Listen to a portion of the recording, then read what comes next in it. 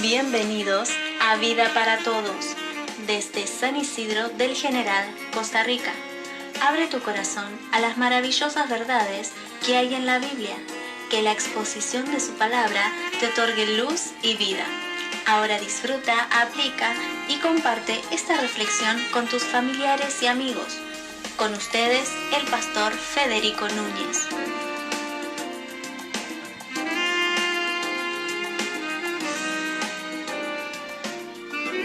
Muy buenas tardes, queridos amigos. Señor les bendiga. Qué bueno estar con ustedes aquí en este día, compartiendo una vez más un tiempo de palabra, de bendición, un momento para reflexionar en la maravillosa y poderosa palabra de Dios. Hoy saludamos una vez más a los amigos que nos están acompañando a diario, a cada uno de ellos.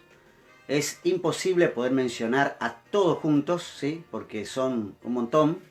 Por eso a diario solamente mencionamos a 5 o 6 y vamos tratando de no repetir para poder saludar a todos los que nos acompañan y así también ganar un poco de tiempo.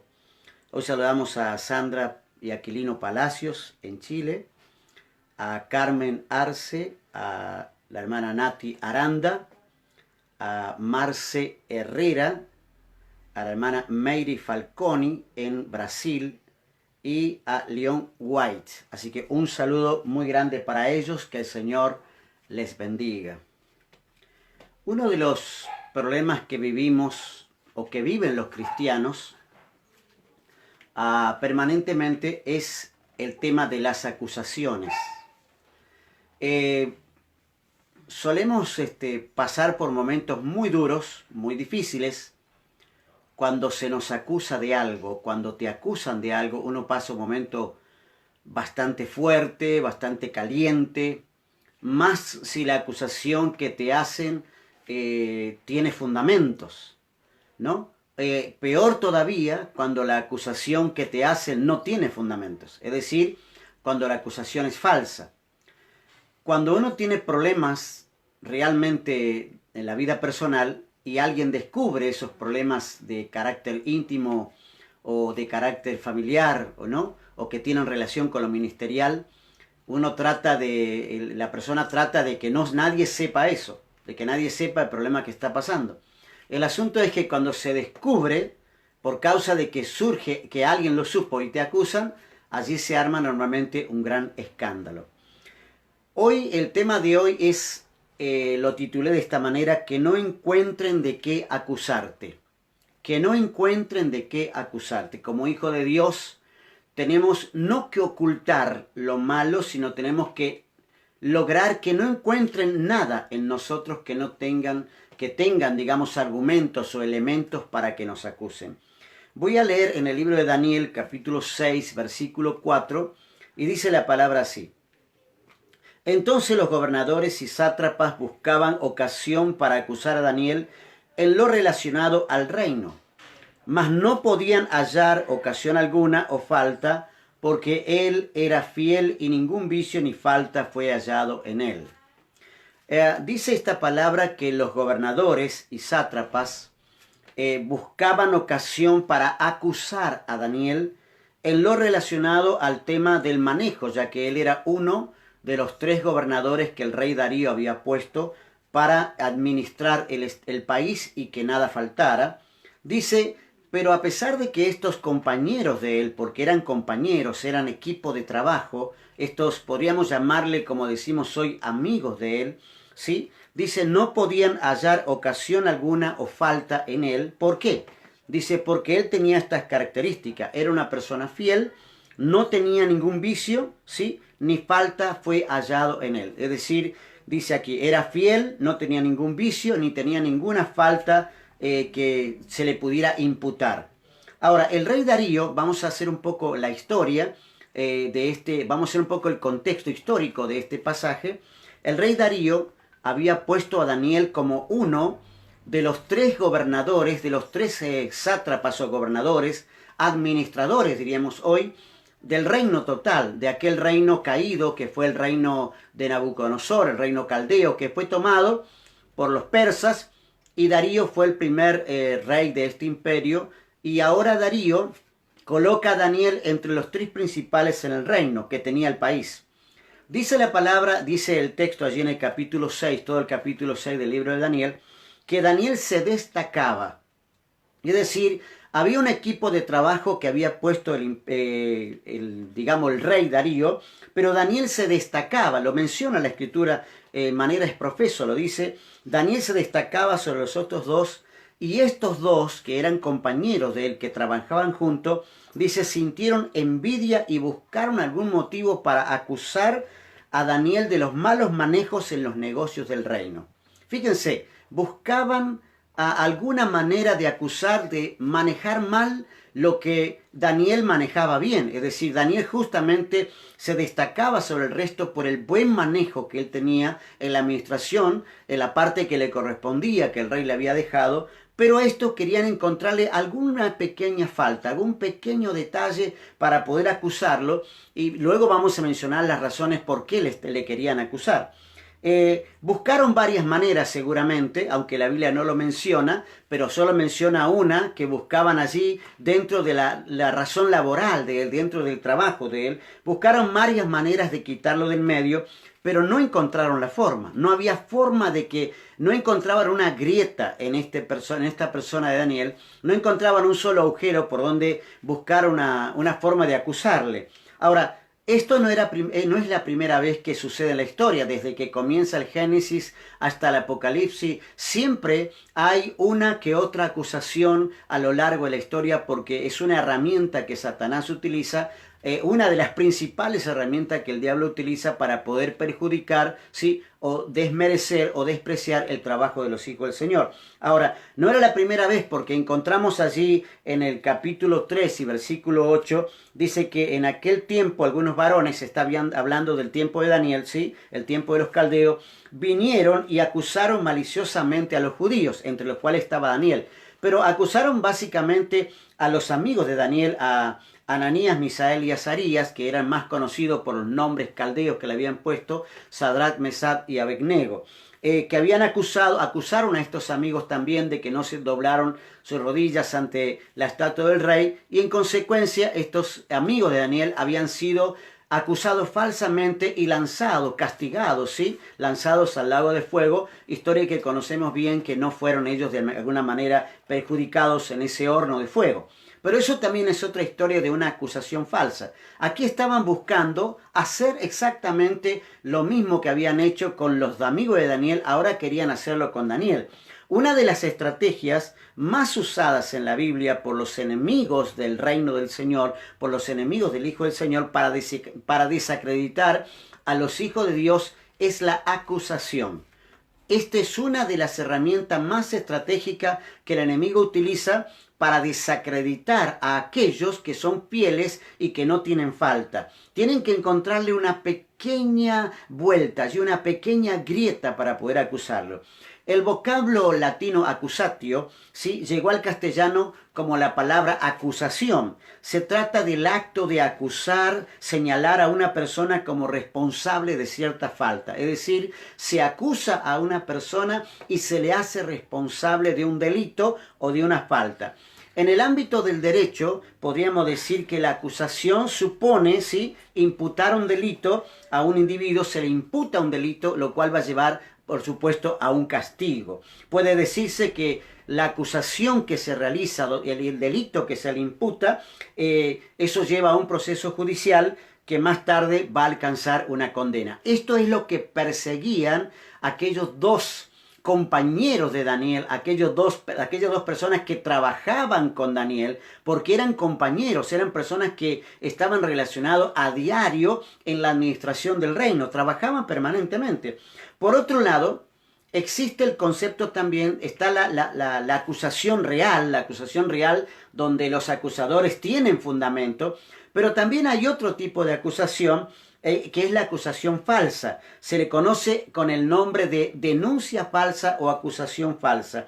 Y se trata de imputar un delito a una persona que no cometió, ¿sí? Se le acusa delante de las autoridades competentes, pero siendo conscientes los acusadores de que realmente están faltando a la verdad.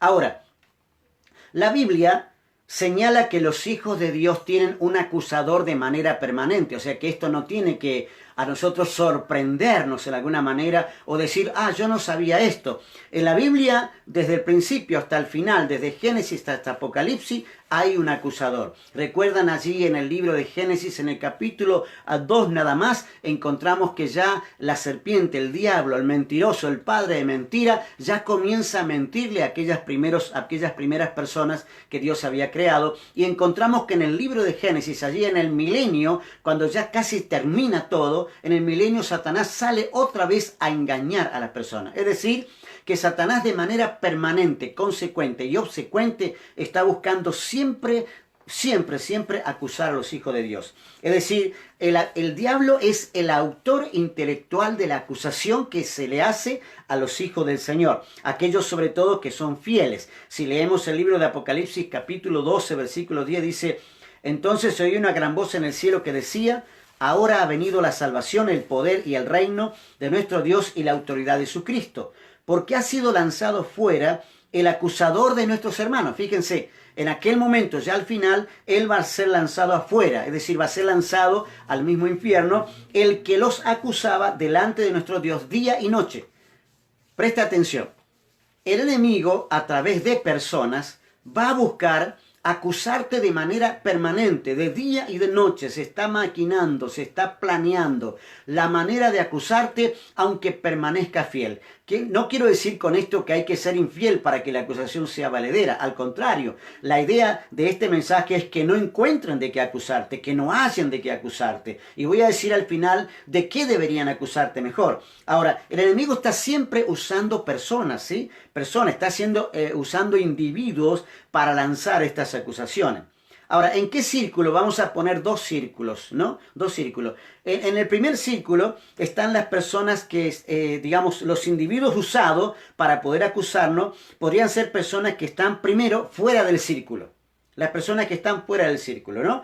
Estas personas pueden ser relacionadas al entorno laboral, es decir, aquellas personas con las que laboramos. En este caso de Daniel, este es el caso específico. Son personas que son del trabajo, no son acusados, él no está siendo acusado por su familia, no está siendo acusado por los judíos, no está siendo acusado por los sacerdotes, ¿no? Podríamos decir por el pastor, sino que él está siendo acusado por personas de su entorno laboral, ¿no? Está siendo acusado, ¿sí?, por tener más capacidad que ellos. Fíjense que la palabra dice allí que ellos estaban acusándolo porque estaban envidiosos y porque Daniel había obtenido ciertos logros y reconocimientos que ellos no lo tenían. Es decir, que había una envidia dentro de su corazón debido a la responsabilidad que Daniel tenía en el cumplimiento de sus funciones y su labor que la realizaba con excelencia. Pero hay otros que también están fuera del círculo, ¿sí?, como por ejemplo vecinos o parientes lejanos que también están fuera del círculo. Pero este es el caso de Daniel, personas que están fuera del círculo. Pero el tema es cuando las personas que te acusan están dentro del círculo, dentro de ese círculo, digamos, más cercano de las personas. La mayoría de las acusaciones que sufren los hijos de Dios vienen de ese entorno más cercano. Ustedes recuerdan, ¿sí? Ustedes recuerdan que acusadores siempre hay en ese entorno. Bien, dice, uno tiene que esperar que la acusación sobre tu persona llegue del lugar donde menos esperas. Estoy diciendo algo casi contradictorio, ¿no? Uno tiene que esperar que la acusación sobre tu persona llegue del lugar donde uno menos espera. Eso es así, porque el diablo trabaja para sorprenderte. Es decir, que uno no se va a dar cuenta quién es el que está elaborando o maquinando una acusación, sino que de repente va a llegar, y a veces va a llegar del círculo más cercano, del más íntimo, del que está al lado tuyo. Ese es el lugar de donde va a venir la acusación. Ahora, ¿por qué uno espera?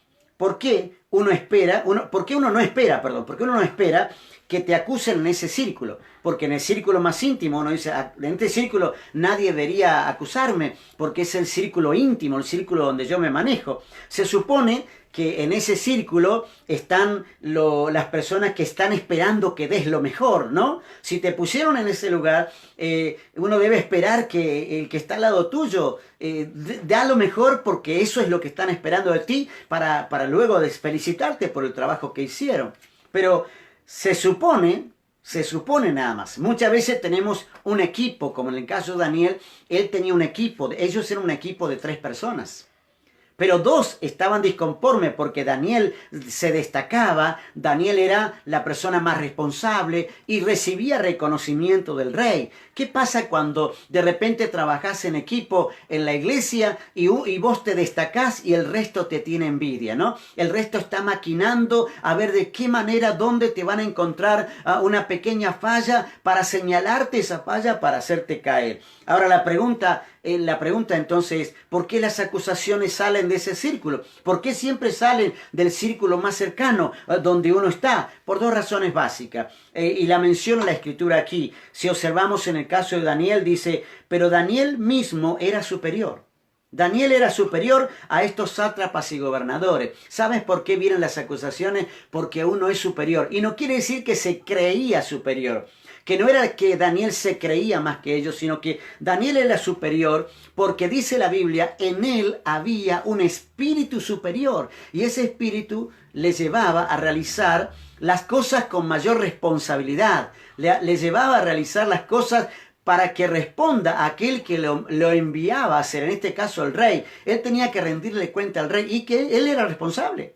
Y esa responsabilidad hacía que él fuera superior. Estas 3 personas no eran personas incapaces, eran 3 personas con capacidades similares. Pero Daniel se destacaba porque él era simplemente responsable. Y cuando uno es responsable en las cosas de Dios, cuando uno cumple con las cosas del Señor, siempre va a haber enemigos que te quieren señalar una pequeña falta para desacreditarte. Es decir, que te acusan, los que te acusan dice, no puede ser que tú hagas lo que nosotros no podemos hacer. No era que ellos no podían hacer, simplemente que ellos no querían hacer. Realmente no era que ellos no podían hacer lo que Daniel hacía porque había un espíritu superior en ellos. Ellos no tenían el espíritu de Dios que estaba en Daniel, eso es cierto. Pero ellos podían cumplir sus responsabilidades aún en menor grado y dar gracias de tener a una persona excelente en ese grupo que podía ayudarle a hacer cosas más excelentes. Pero ellos sienten que no pueden competir y donde no pueden competir buscan la idea de bajarlo, de quitarlo del medio, ¿no? Dice, ellos sienten que Daniel tiene el espíritu, un espíritu superior y ese es el espíritu que tenemos nosotros cuando trabajamos responsablemente en la obra, el espíritu de santidad, de consagración, de dedicación, de entrega, de ser funcionales, de ser responsables. Esto es lo que se espera de una persona y cuando uno cumple esto, obviamente que vas a ser superior. Obviamente que vas a ser superior a cualquier otro. Si uno es santo, si uno es justo, si uno está consagrado, si uno se dedica, si uno se entrega, si uno es funcional, si uno es responsable, seguramente vas a ser superior a otra. Ahora, ¿por qué están envidiosos? Porque son personas que no son espirituales. Las personas que te acusan son personas carnales. Esas son las personas que no tienen justamente el Espíritu de Dios que está operando en ti. Dice la Biblia en Daniel 6:3, dice, pronto Daniel demostró ser más capaz. Eso es lo que tú tienes que ser. Tienes que ser más capaz que los otros administradores y funcionarios. Tienes que esmerarte, esforzarte para ser más capaz. No para ganarle la carrera a los demás, sino que para cumplir responsablemente tu función dentro de la tarea que te han encomendado en el cuerpo de Cristo. Dice, Daniel era más capaz porque él administraba mejor. Debido a la gran destreza administrativa de Daniel, de tal manera Daniel hacía las cosas que el rey planeó ponerlo al frente de todo el imperio. Ese era el problema. El problema verdadero era que el rey Darío pensaba ponerlo allá arriba. Y esta gente estaba envidiosa.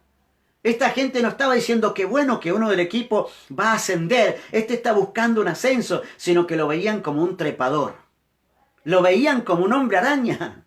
Lo veían como un trepador. Estas personas que te acusan sienten que no tienen la capacidad de hacer el ingenio, la creatividad que tú tienes y eso los hace sentir débiles frente a ti. Se sienten débiles, perciben que la manera en que tú eres y haces lo hace a ellos sentir incapaces de alcanzar esos puestos o esos reconocimientos que tú tienes. Por eso viene la acusación y conciben en consecuencia la maldad en su corazón. Ellos empiezan a concebir la maldad, se acuestan pensando cómo hacerte caer, se levantan pensando cómo van a hacerte caer, ¿no? Ellos están buscando la manera de acusarte y de quitarte del medio. ¿Qué forma usan para acusarte? Mira la forma que usan para acusarte. Buscan algún motivo. Siempre están buscando, ¿no? Hay un pequeño, se confabulan buscando un motivo. Porque no era que individualmente lo estaban haciendo. Estos dos se unieron y estaban confabulados entre ellos, hablaban entre ellos, buscaban la manera de implicar en algún tipo de falta o delito para poder acusar a Daniel y quitarlo del medio y tener ellos ese lugar de privilegio que quería darle el rey Darío. Ahora, nunca encontraremos nada de qué acusar a Daniel, decían ellos. A no ser, escuche bien, a no ser algo relacionado con la ley de su Dios. Qué bueno, ¿no? Que te encuentren haciendo lo que Dios quiere, que te acusen de lo que tú eres respecto a Dios y de tu responsabilidad con Dios. Planificaban una estrategia para acusarlo aún dentro de la fe. Planifican acusarte, ¿sabe cómo lo hacen? Te hacen sentir que fallaste en alguna cuestión relacionada a tu fe. No tenés fe. Tenés un problema en tu corazón, te dicen, ¿no? Tenés un problema en tu corazón. Esa es la manera, porque te hacen sentir que fallaste a la ética. Que fallaste es lo que están diciendo ellos. Esa es la manera que ellos están acusando. Buscan la aguja en el pajar para poder acusarte. Te van a decir que fallaste en alguna cuestión ética. Te harán sentir que tú eres menos espiritual y que ellos son los verdaderamente espirituales. Que ellos son los que realmente saben, los inteligentes y los sabios. Se van a unir, fíjense, se van a unir para acusarte y hacerte creer que no estás a la altura de ellos. No estás a nuestra altura. Eso te van a decir. En consecuencia, lo que buscan realmente, este es el fin, lo que buscan es hacerte a un lado y así dejarlos a ellos el lugar porque ellos son más espirituales y ellos son más capaces para ocupar el lugar que tú tienes. Eso es acusar. Quiero cerrar esto. Quiero cerrar este mensaje diciendo lo siguiente. Leyendo 2 versículos y mencionando un pequeño detalle. Voy a dejar que tú pienses en el resto. Entonces los gobernadores y sátrapas buscaban ocasión para acusar a Daniel en lo relacionado al reino, mas no podían hallar ocasión alguna o falta. Que no encuentren nada para acusarte. Vuelvo a repetir esto. Que no encuentren nada, ni una grieta en que acusarte. Y el segundo versículo, para cerrar este tema, este momento, dice, voy a leer una historia en la parte donde Jesús es acusado. Dice, y Pilato le preguntó a Jesús, Pilato le pregunta a Jesús, ¿no vas a contestarles? ¿Qué me dice de las acusaciones que presentan en tu contra? Los judíos presentaron acusaciones falsas a Jesús. Le dijeron que él se hacía el rey de los judíos, cosa que era falso, que él quería destruir el templo, cosa que era falso, que él decía que había que practicar el canibalismo porque él dijo, coman mi carne y beban mi sangre, ¿no? Son todas acusaciones falsas. Como no encontraban grieta, buscaron una acusación. Entonces Pilato le pregunta a Jesús, ¿qué me dices de las acusaciones que presentan en tu contra? Fíjense que Jesús no necesitó defenderse. Dice la palabra, entonces para sorpresa de Pilato, Jesús no dijo nada. Jesús no dijo nada. Que te acusen. Si te tienen que acusar, que te acusen de orar. Que te acusen de ayunar demasiado. Que te acusen de que estás buscando a Dios realmente. Que te acusen de sanar enfermos. Que te acusen de liberar endemoniados. Que te acusen de predicar la palabra. Es lo único que te pueden encontrar para acusar. ¿Y saben qué? Dios estará contigo. Tú no tienes que defenderte. Es Dios el que te defiende. No dejes que encuentren nada de qué acusarte, porque si no encuentran, te van a acusar entonces de predicar la palabra, de sanar enfermos, de liberar endemoniados, de ir a las casas a predicar, de llevar la palabra, de usar la Biblia, de eso te van a acusar. Pero usa tu vida para agradar a Dios y no para agradar a los hombres. Que Dios te bendiga. Será hasta mañana.